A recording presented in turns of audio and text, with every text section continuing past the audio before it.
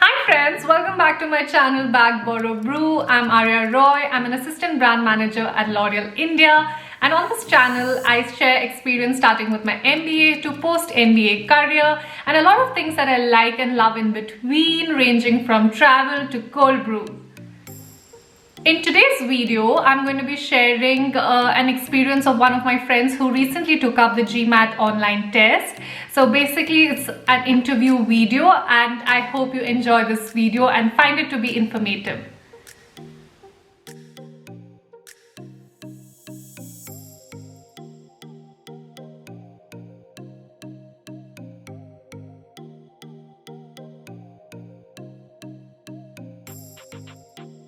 Hi everyone. I'm not sure how many of you are aware, but the GMAT has started a new version of the GMAT test called the GMAT online test that you can take from the comfort of your home.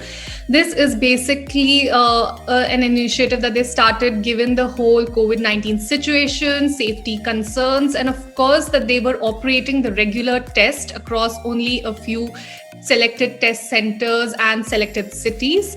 So in today's video, I have a very dear friend, Anupama, who has recently prepared and taken the GMAT online test. And we are going to ask her a few questions which will help us evaluate if this is something that we would like to consider, that is basically you guys would like to consider.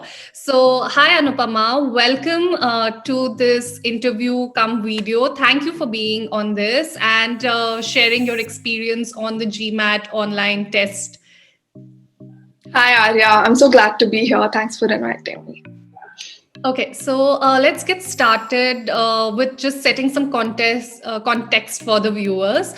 There's a regular GMAT which is still on, which you can still take at a test center. Apart from that, there's a new GMAT online that you can take in your house. Of course, because it's an online test, there will be a lot of changes in protocols and monitoring, etc. So we will dive straight into asking Anupama questions, which can basically again help you evaluate if this is something that you would like to consider. So Anupama, basically, first let's just dive straight into the question of what exactly is like online GMAT. How can you take a GMAT online? So basically, regarding supervision of the online test, there's two things that impacted my experience. The first one was proctoring, right? This is obviously a proctored exam wherein a proctor is assigned to you as soon as you're done with the login process, and the proctor will keep monitoring you via video. But however, you won't be able to see the proctor. But if you have any tech issues or if you have any general queries, you can wave your hand or you can click on the chat box icon on the screen. It'll open up a chat box and you can just type in whatever issues you have and the proctor will reach you instantly. So that's a good thing. But what I'd suggest is when you are keeping that in mind, that the time you take up to type whatever queries you have is taken from the time allotted to you for the exam, I'd recommend that you keep the number of questions you ask the proctor very limited. And also the second thing is the whole note taking. You can do it either on the online whiteboard or on the physical whiteboard, or you can use both. That's what I did. So online whiteboard does seem a little complicated in the beginning, but then just practicing it for 2-3 days, just looking at all the tools, it's really easy to use. And especially for me, it helped in my RC passages note taking because it was really easy to just type it out and use it. So I use the online whiteboard for my RC passages, and the physical whiteboard, you can just get one on Amazon or any local stationery shop. Basically, it should be something like this. One side should be the whiteboard and like there should be something plain on the other side, and the maximum recommended size is 1 into 1.5 feet if I'm not wrong. So you could get that, and you can use that for your verbal section and other note taking. Yeah. Okay, so if I have to just summarize, basically, because it's online, there are two parts to it, which are key challenges I think that they have addressed. One is, of course, proctoring to ensure that the test is authentic and there's no form of fraudulency involved. So proctoring is via video, that's right. And the second part is, of course, because it's online, how do you exactly ensure that people can take notes or scribble across to basically appear for the test? For that, there are two options. One is the online whiteboard, as well as you have the option of carrying a physical whiteboard. The online whiteboard you recommend for RC passages because you can just take notes across. And there's also the option of the physical whiteboard. So we're going to put the link of the description, the link of the whiteboard that Anupama purchased from Amazon. Basically, it's as per specification, so you can directly click on that. Apart from that, for other specification related information, that's also going to be provided in the description link. Okay, so that's about it in terms of the entire feel of the test, right? But let's now discuss, of course, what has changed and what has not changed. And first, I would like to ask you things which have not changed. Yeah, so between the AdCenter GMAT and the online GMAT, the price was reduced for the online GMAT, but as of 23rd September, it's $250 itself for, AdCenter GMAT or online GMAT. So the price remains the same. And also the number of questions per section remains the same. That is, verbal, you'll still have 36 questions. Quants, you still have 31 questions. And integrated reasoning, you still have 12 questions. So that is something that's been the same.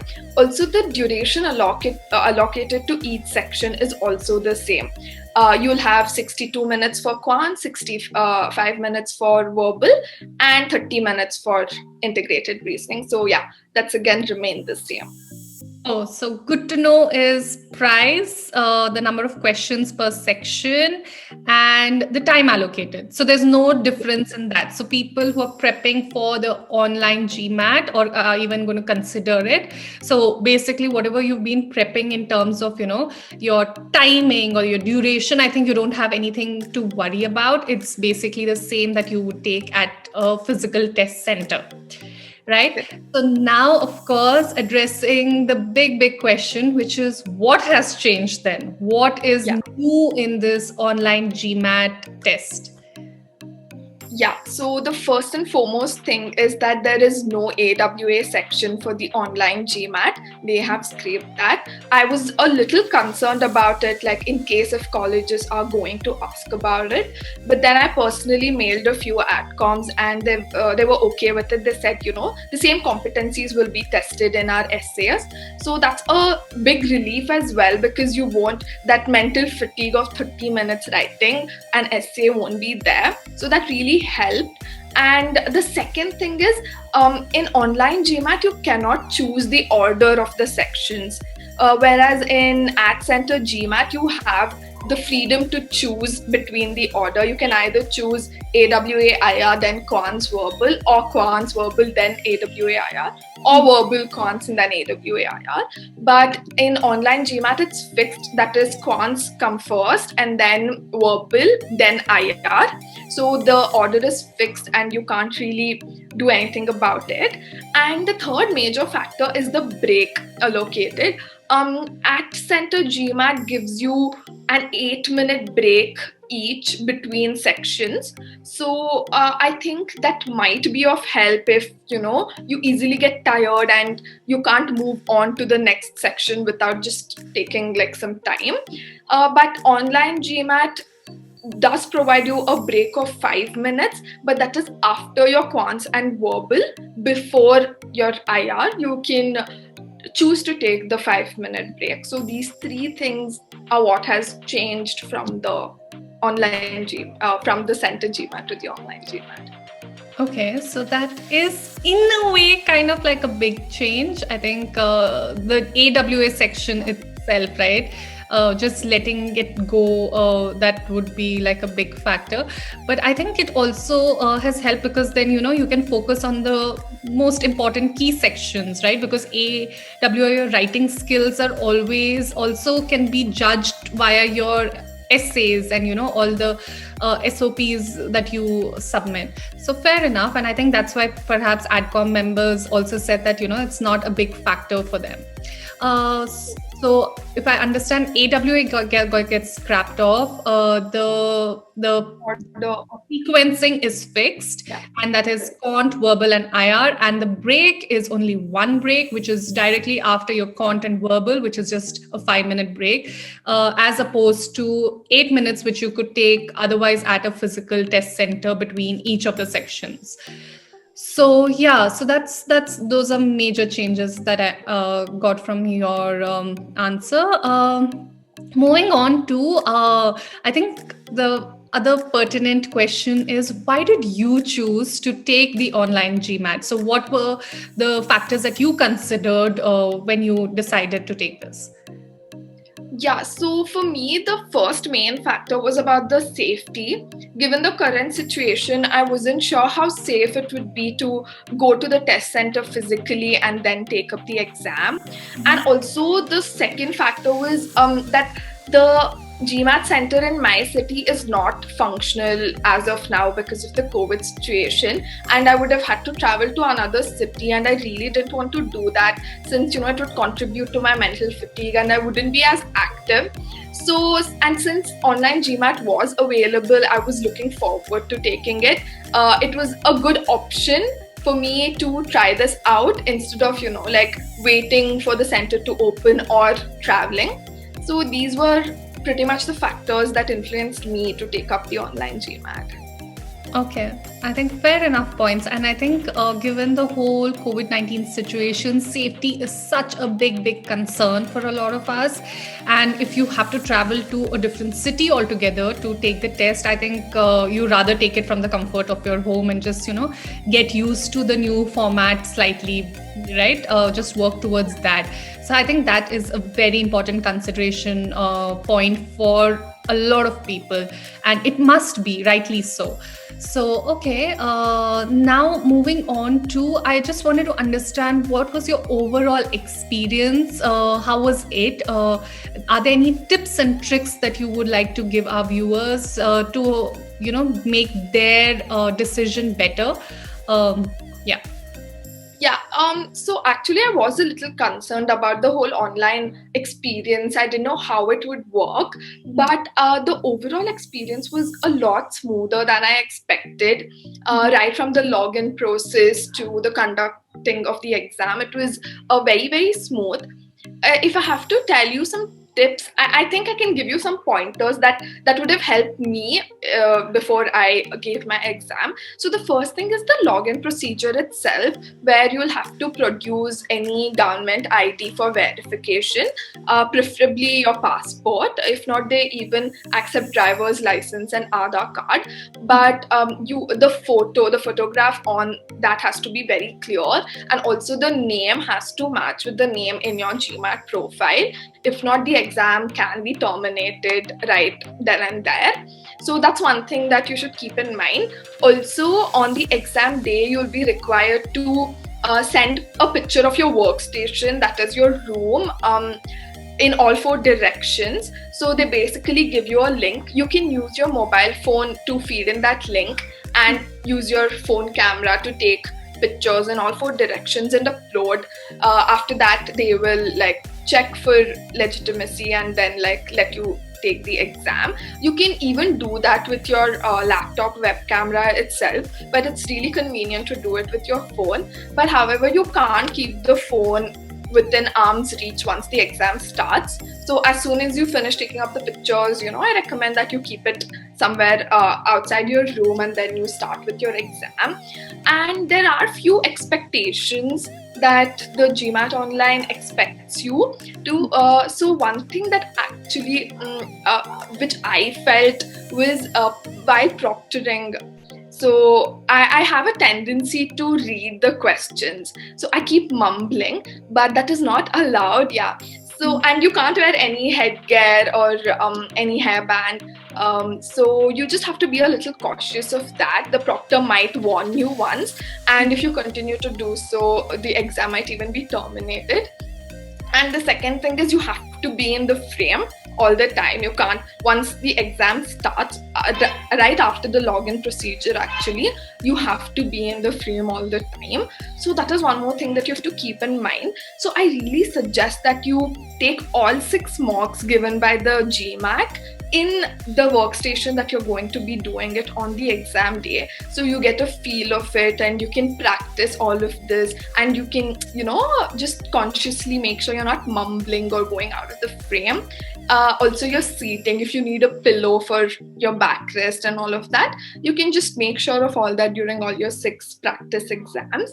And also with regard to the note taking, I like, when you're practicing your mock exams, I'd suggest that you do it with the whiteboard itself, because when you're using the marker, it's a little fatter than the normal pen, so it might be a little inconvenient if you're not used to it. It will take up time, and again, keep it in mind that this is the same time which is allocated to solve questions. So just practicing it will make it slightly easier.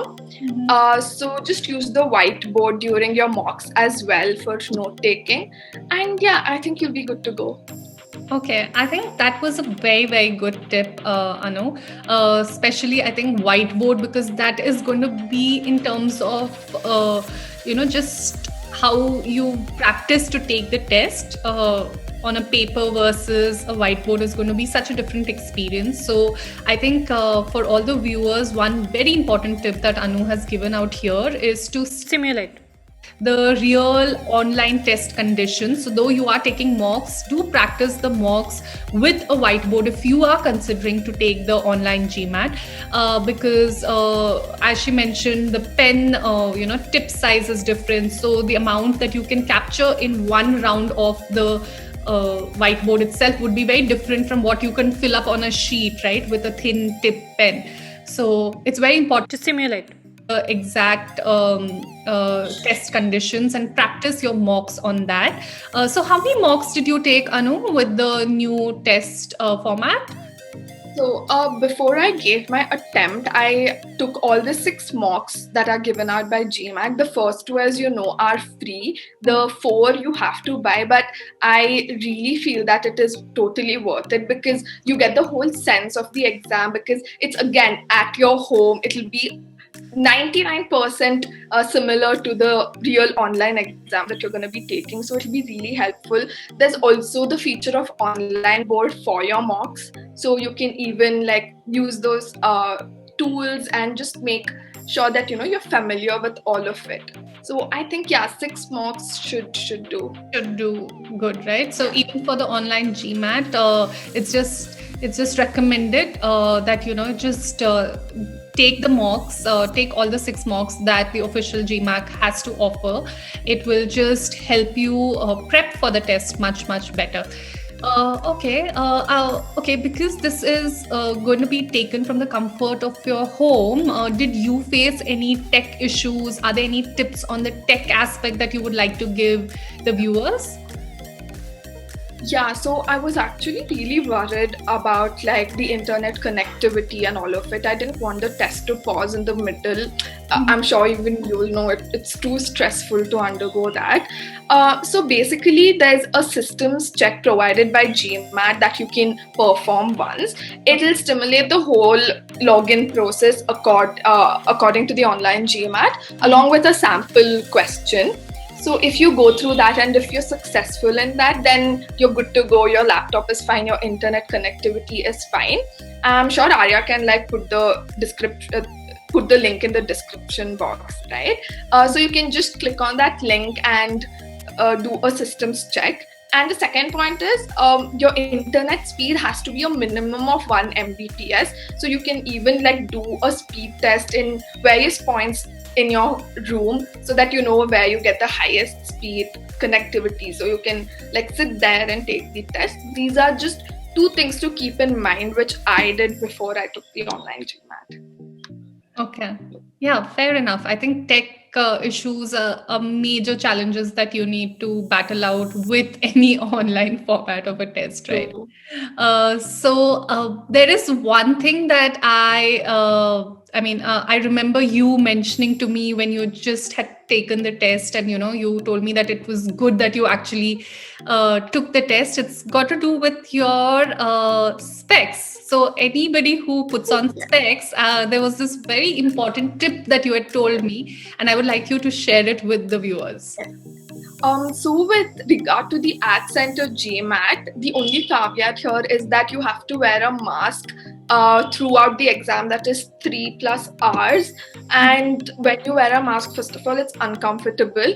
And second of all, for people who wear specs like me, it'll fog up your lenses and it's not really advisable. So that was again another consideration for me to take up the online GMAT. So I think these are just small things. Like if you have to go to the test center, you have to be equipped with a mask, with your sanitizer, and especially if you're wearing specs, then you'll have to have like a change of specs in case of anything.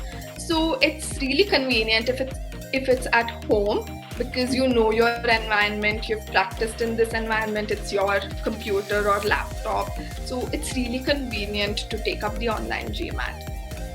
Yeah, and I think it's, as you mentioned, a very important point for a lot of people who I personally know who cannot put lenses on. Like they get very itchy and they can't have lenses on, so they are always wearing specs. So for them, if they have to go to a physical test center, have the mask on and the specs and the fogging, I think the whole experience itself like can get so overwhelming, and it's also claustrophobic, right? When you wear a mask for like almost, I think, 2 hours plus before you can actually take it off. If you're Yeah, doing the physical test, because you'll have a AWA and exactly. either a verbal or a quant, whatever you choose to take, right? So yeah, I think these are important considerations that people should have while deciding whether they want to opt for the physical GMAT or the online version. Yeah, I think thank you so much, Anu, for sharing this experience of yours of having taken the test. I think all the points that you mentioned are going to be extremely valuable to the viewers. And I hope it helps them decide which format to choose. So thank you for being here. Thank you for sharing this experience. It's always great chatting with you. Thank you so Thank much. you so much. Thank you for having me. Bye. Bye bye. Bye, you guys. I hope you guys enjoyed the video. Please give it a thumbs up if you found it to be informative. And of course, for all future updates about my channels and other videos that I post, please hit the subscribe button. And of course, up until the next video, please stay safe and stay happy.